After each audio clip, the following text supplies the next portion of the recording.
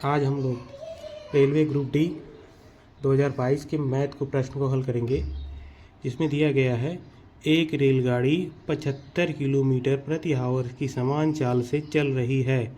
20 minute में वह कितनी दूरी तय करेगी।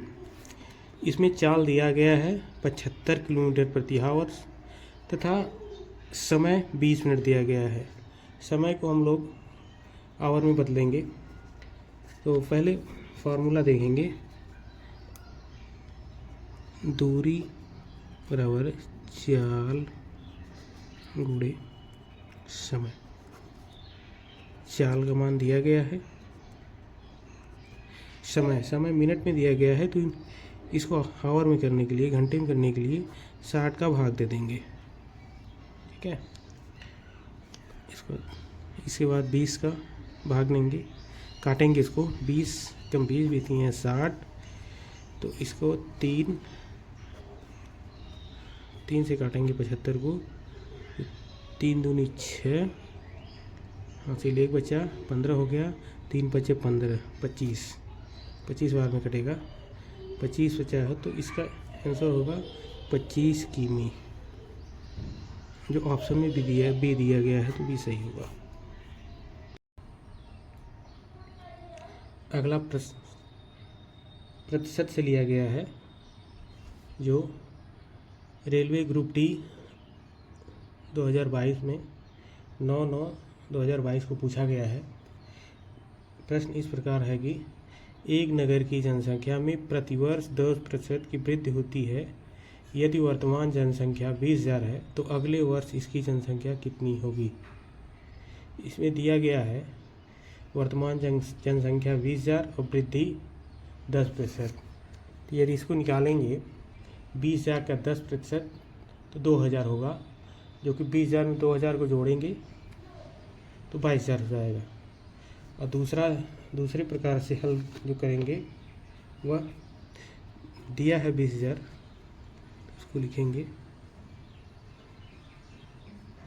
और 100% में 10% वृद्धि होती है, तो 100% में 10% जोड़ेंगे 110 होगा। प्रतिशत दिया गया है, तो 100 का भाग देंगे।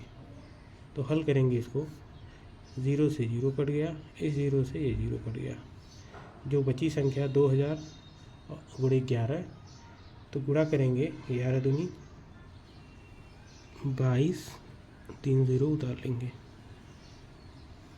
तो 22,000 हो गया। यही आंसर होगा।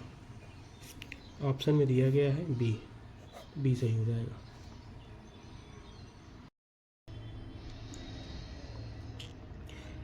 अगला प्रश्न लाभ हानि से है, जो आरआरबी एनटीपीसी 17/6/2022 को पूछा गया है। तो प्रश्न देखते हैं, किसी वस्तु को रुपया 222 में बेचने पर एक व्यक्ति को रुपया 48 की हानि होती है। इस संव्यवहार में हुई हानि का प्रतिशत ज्ञात करिए।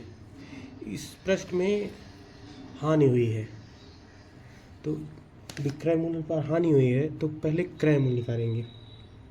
तो क्रय मूल्य, विक्रय मूल्य 222 है और हानि 48। इसको जोड़ेंगे 270 आएगा। क्योंकि पूछा गया है हानि का प्रतिशत, तो हानि बराबर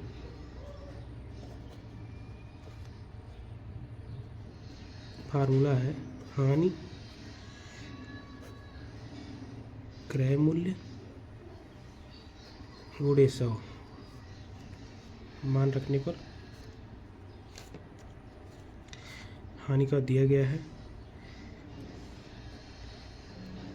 48, क्रय मूल्य है 270 गुणे 100।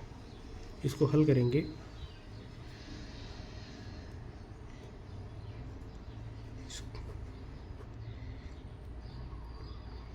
अड़तालीस का 10 में गुणा करेंगे तो 480 हो जाएगा, और 480 में 27 का भाग देंगे तो 160 बटा 9 प्राप्त होगा। 160 में 9 का अगर भाग देंगे तो हमें प्राप्त होगा 17 से ही 7/9। प्रतिशत में पूछा गया है तो प्रतिशत, यहाँ पर ऑप्शन ए मिलता है तो ऑप्शन ए सही हो जाएगा।